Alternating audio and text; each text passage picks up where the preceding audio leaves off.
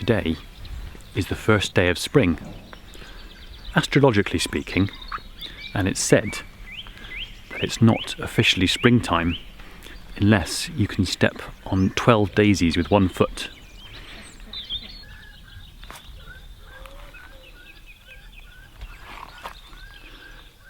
It shouldn't be difficult with my foot, but only 5 at the moment. It's interesting, when walking around, I don't know if you find this, but I look at things and I just see green or brown, or that's a hedge, that's a tree, that's a patch of grass. But if you look more closely, then the details really begin to emerge. On a hill near a wood, where nobody goes, up a track, through a gate, the food forest grows, with secrets and treasures for everyone's pleasure, and Rob's discovery.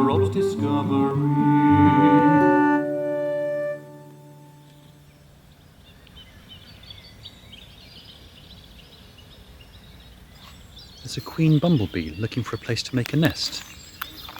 She's just emerged and she's looking for a little hollow in the ground, like a little abandoned mouse hole or something.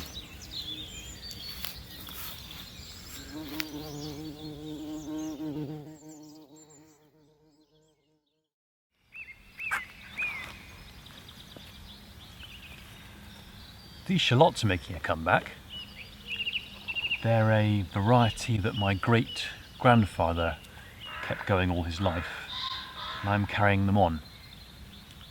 Botanically speaking, there's no such thing as a shallot because you don't find them growing in nature. They've been cultivated over hundreds of years. In the same way, there's no such thing as a fish. But these are of the multiplier onion family, and many people don't treat them like perennials, but I do, and they work just fine as long as they don't get soggy. And this ground is quite well drained here, even though it does get quite wet. But thanks to all the wood chips I keep piling on, it's given the ground a really good texture and aeration. I prefer the flavour of shallots in cooking because they're a bit stronger than a traditional onion, and they have a more subtle aroma to them as well. And every time I want to use some shallots, I just pull up a few of these garlic-like looking bulbs, rip a couple off from the ones I want, and then replant the rest. And one of these every year will produce a dozen more around it. And they just keep going. As long as you keep harvesting them and then planting them back, they keep going indefinitely. And there are a few rogue daffodils that have found their way in here as well. It's really fascinating what finds its way in when you don't dig. Better put those back. I'm not going to use them just yet.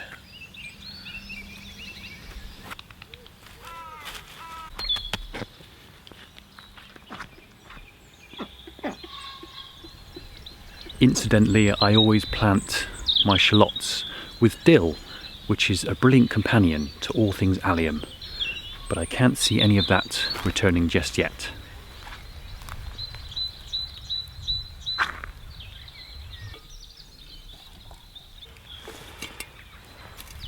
This tasty little specimen is sweet Sicily. You seldom find it growing in the south of England, well, not below Birmingham anyway, which is probably why this is the first winter time it's actually made it through. I've grown it from seed and planted out 3 times over the last 6 or 7 years, and this is the first winter it's made it through. And look, its little leaves are unfurling. And I've put this broken killer jar on top to act as a cloche, just to make sure it survived the worst of the frosts, and the geese more importantly. It does have little fern-like leaves as it unfurls, which means that lots of people don't grow it because they can confuse it with poisonous fern-like things. But it has such a strong aniseed scent that it's really difficult to confuse it really. But I shall put the cloche back on and leave that to multiply over the coming year. Look, one of my old bird scarers, just to make sure the birds stay away from it. Although the geese have learned what these are now and actually quite like them. Geese attractors.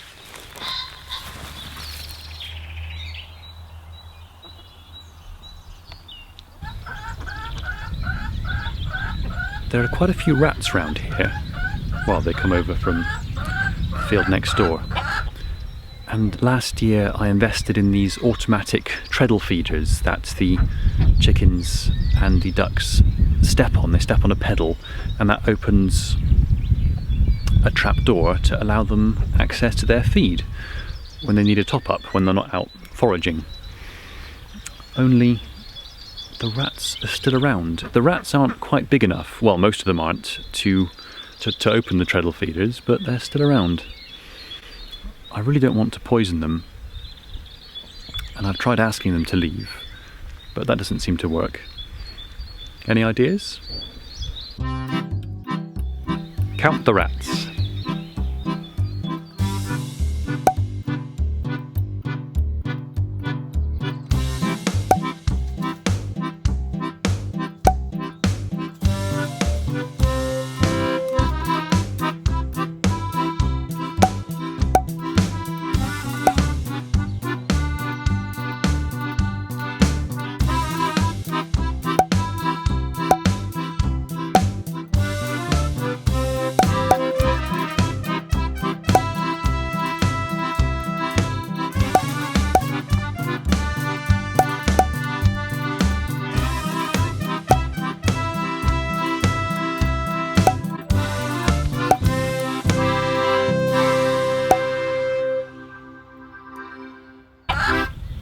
Oh, hello girls. Is one of you laying an egg? How's that treadle feeder working out for you? Yeah, you've got the hang of it, haven't you?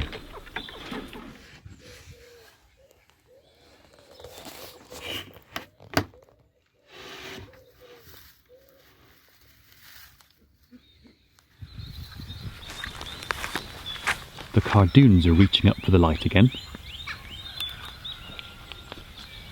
And the perennial leeks are now unstoppable.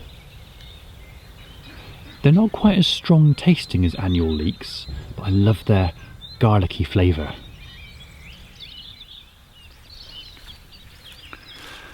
These earth chestnuts, or... Alright Hugh. These earth chestnuts, or pig nuts, are doing pretty well, when the chickens aren't throwing wood chips all over them.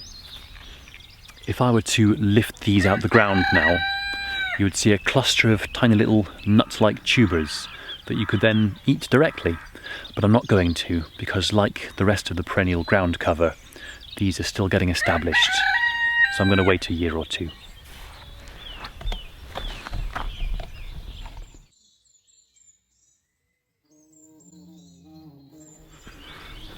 With nearly 500 different edible specimens, from mushrooms, trees, plants, vegetables and vines, etc., it's really difficult to know what to show you and to focus my attention on. I'm just really doing it. Something disturbed that pheasant. I'm just doing it seemingly at random, just stopping and seeing what you'd be interested in. This is an American elder. It's supposed to have really, really big elderberries and huge elderflowers. I'm ever so pleased because I thought it had died last year and it's really, really doing ever so well now. Oh look, this is a pulmonaria area. Beauties. Thank you, Anne-Marie. There's one purple and one pink there. Lungwort, I know it as. It seems to be quite happy at this north, shady end of the forest garden. In the last video I was complaining about all the jobs I hadn't done, and I still haven't done most of them, but I have very nearly finished strimming the meadow areas. Well, I have finished strimming them, I just need to finish raking them up. And what I'm doing with all the raked up grass, well, it's hay I suppose now because it's been dried in the sun, I am piling it around these individual little specimens that are coming up, just to try and suppress the grass around it a little bit and to give it a bit of shelter, and also so that some of that nitrogen and nourishment will go back into the ground and feed it a little bit. It's 7 o'clock in the morning, by the way, and I still quite haven't woken up yet.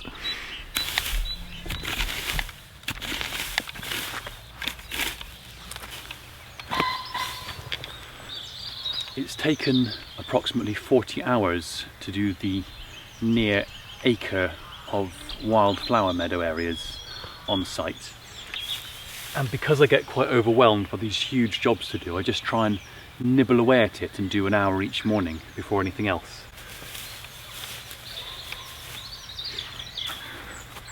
I'm going to put this round a plant that needs it. Ideally the nearest one, Good King Henry over there.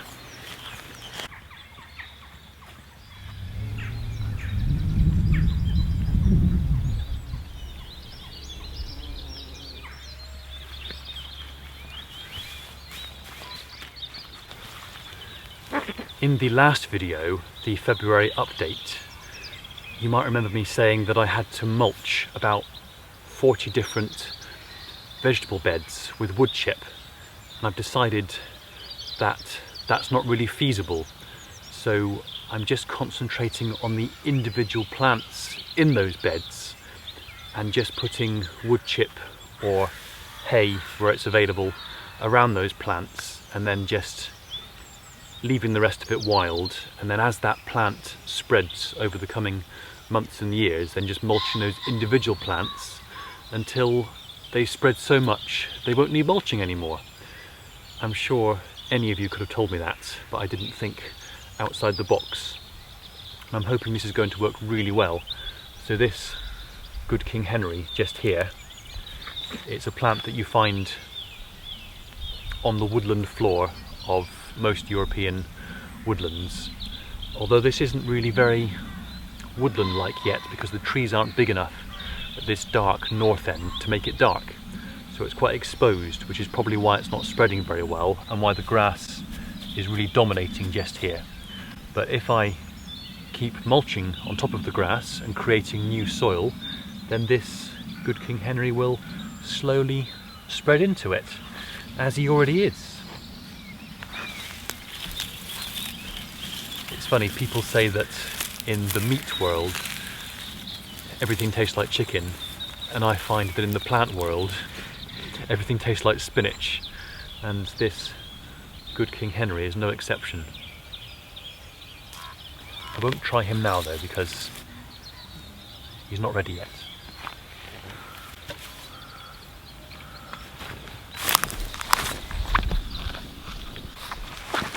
Oh, did you want to look inside the hut? Thought so. Well, let's have a quick look inside then.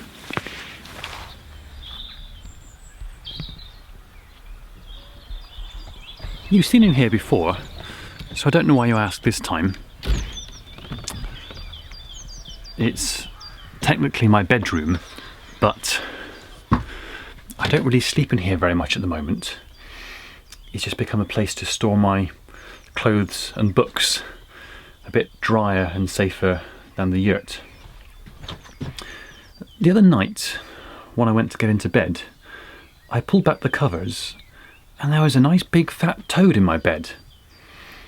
And funnily enough, it's not the first time that's happened. When I was staying in the yurt when I was first here on site about 10 years ago, there was a toad in my bed then, and a couple of years after that. What can that mean? Do you know? What does it mean if you have a toad in your bed? And how did it get in? And how did it get out? No, I put it out. I put them out. Yeah, I've actually been staying in the yurt, sleeping in the yurt a lot more, because during these colder months I use the yurt as a kitchen at the moment, and the fire's going in there, it's nice and warm. It's very difficult to then come over here to the hut and get another fire going again and try and get warm before bed. So I've just got my sleeping bag out and laid on the settee in there. Plus, with the addition of that wonderful Perspex dome window on top, I can lie on the settee in my sleeping bag and look at the stars, which I can't do here in the hut. And also, it sounds strange, but I really enjoy hearing all the creatures and the sounds and the owls and of the night in the yurt, because the walls are so thin. Well, it's a tent, it's just canvas really, whereas this hut is so well insulated that I can't hear anything outside, and I don't like it. I've not lived in a house for more than 10 years now, and when I do stay in houses, it's just too quiet, it's eerie. I don't like it. Anyway, yeah, this is the hut. Yeah, it is as it is. It's feeling quite breakfasty time. Time for a bit of breakfast, I think.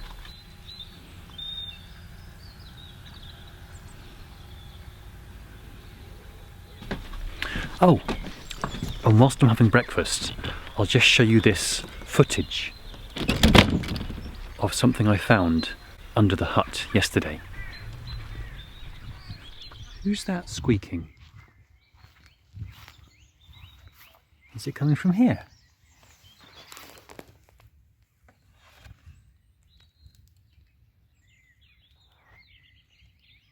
Oh, hello. Hello. Hello, baby mouse. Is this your nest? Oh, I better put you back then. Bye-bye. Have a nice evening. Oh.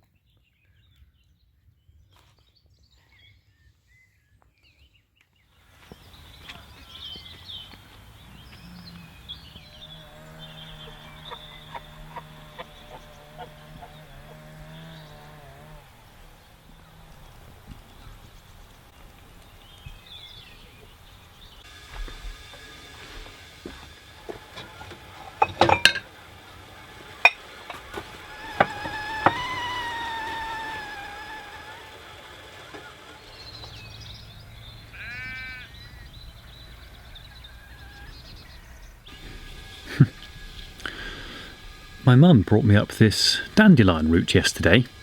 It's really kind of her.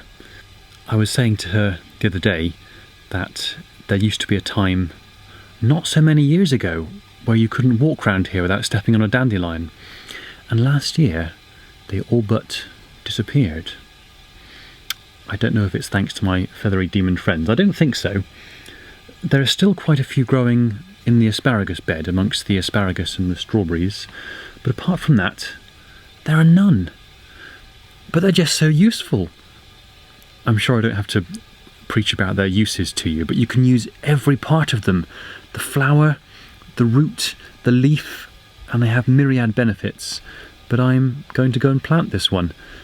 I'm going to do what Victorian gardeners did and cultivate them and use their leaves for making dainty sandwiches.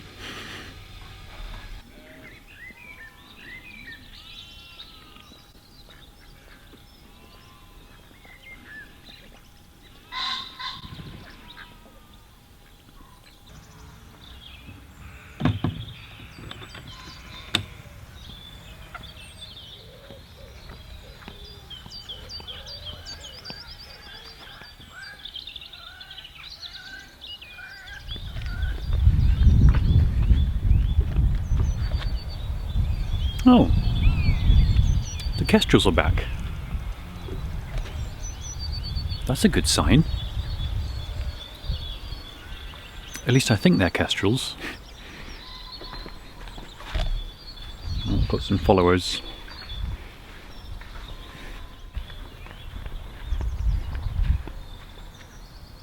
Oh no. Hello, rabbit. How did you get in here? Yes, you might well make that face. You breached the defences.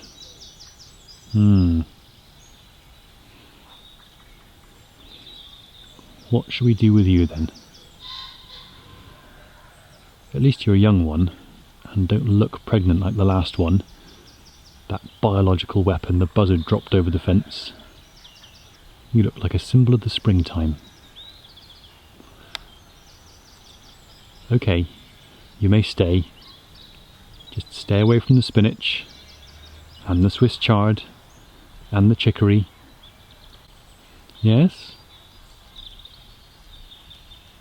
Well done. Okay. See you later. Bye. The grey goose, Honkers, was fiercely guarding a clutch of 3 eggs yesterday on the roof of my sedum-covered wood store. Now last year, when she had 3 eggs, she sat on them for 20 days before rejecting them.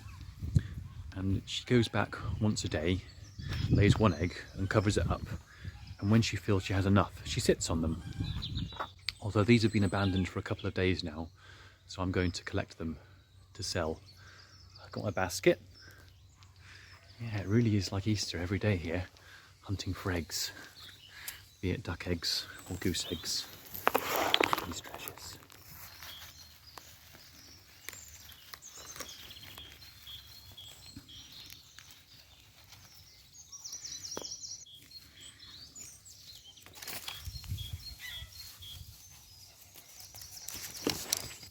And away we go.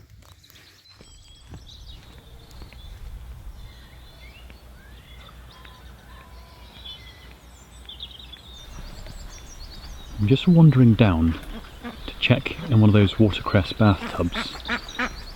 Oh, alright, ducky. Alright, I've not come to get you. Stay there, stay there. That's the duck that the geese had pinned to the ground earlier. Hey! Hey! Off you get! Come on. I don't think she's damaged her leg because the geese pinned her to the ground. Although I'm sure that didn't help. It's because she's been over-mated recently by the drakes, it being high mating season and all. She'll be okay if I keep an eye on her.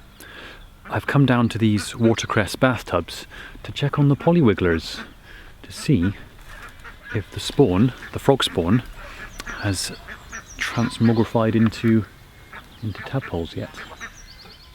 Let's have a look.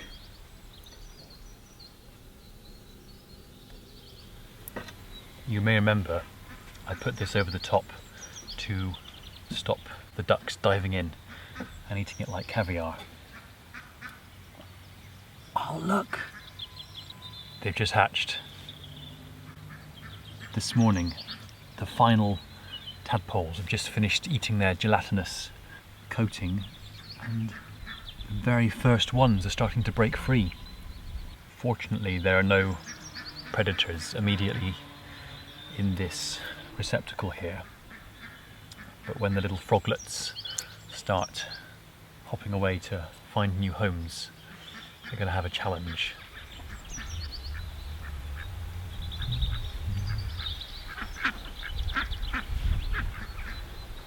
Do you remember that very first episode I made on this channel called Springtime Comes to the Forest Garden, about 50 or so videos ago? How long ago was that? Was it about 3 years ago, or was it 4 years? I don't know, but I dangled my feet into the pond and let the tadpoles nibble my toes. I'm reluctant to do that today. It's a little bit chilly now. Quite incredible. The ducks and the geese have eaten all... Yes, you girls and boys. They have eaten all my watercress, so I've now got to start again with buying another packet from a supermarket and then repopulating these bathtubs. But it's not too difficult. Let's see what else we can find.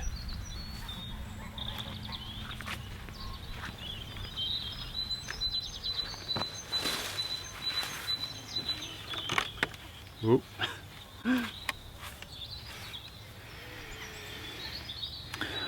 Well, it certainly smells like spring today. The primroses are a good sign, but there are more accurate guides to the advent of spring than my nose, as sensitive as it is. Molehills. Moles work in 4-hour shifts and they can move 10 kilograms of soil every hour. And they're quite territorial, so all these molehills just here, or heaves, mole heaves, will have been made by one mole probably. Many people don't like moles in their garden, but mine benefits from the excellent drainage channels they create whilst aerating the soil. Plus, the excavated soil is excellent for potting up plants.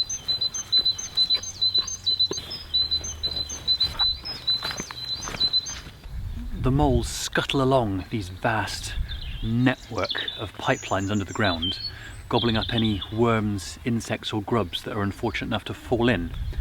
And if they can't eat them straight away, what they do is they bite their heads off, they paralyse them with their toxic mole saliva, and then they put them in a special side tunnel, a meat larder, for later. So under the ground just here, there may well be a couple of feet down these meat larders of horror.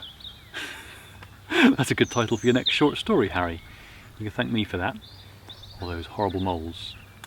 No, they're not horrible. I love moles, really. You see them come out the ground sometimes with their little pink noses and huge witch-like claws.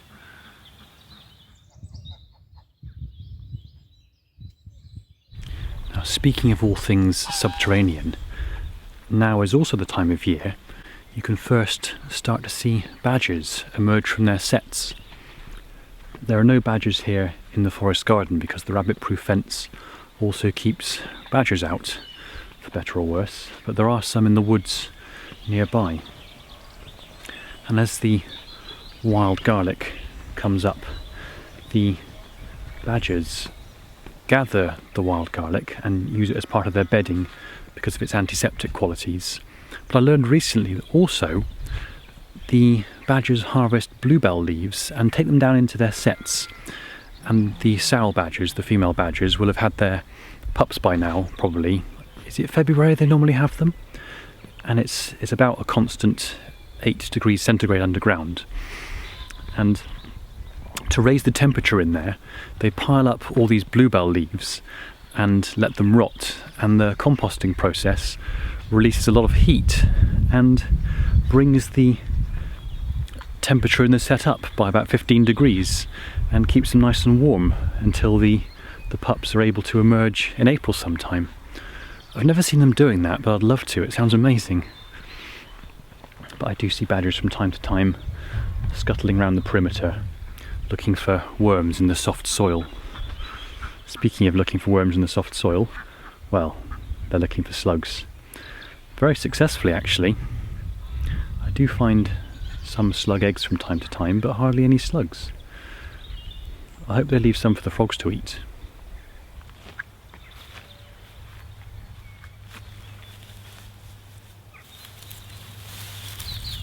I've wandered over to the centre of the garden again to check on this mashua.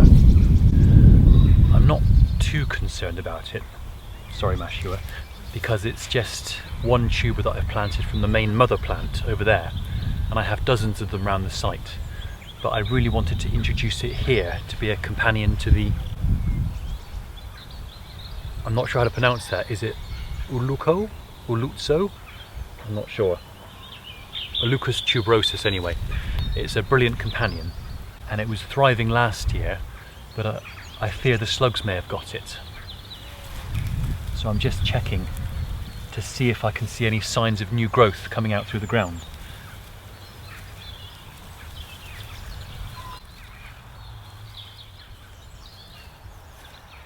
Yep, it's just about there, but I do see a few slug eggs around it, so the ducks haven't found this patch yet. Anyway, it's still early. You can see this patch is all, it's got grass growing in it. I did mulch it beautifully last year, and I thought all the grass had gone, but I didn't mulch it deep enough with wood chip. But rather than go through the effort of covering the whole patch again, I'm just going to put a small amount, well, quite deep, around the individual plants themselves, and then by the time the wood chips rot and turn into soil, it will slowly spread into them, and I can do that again each season.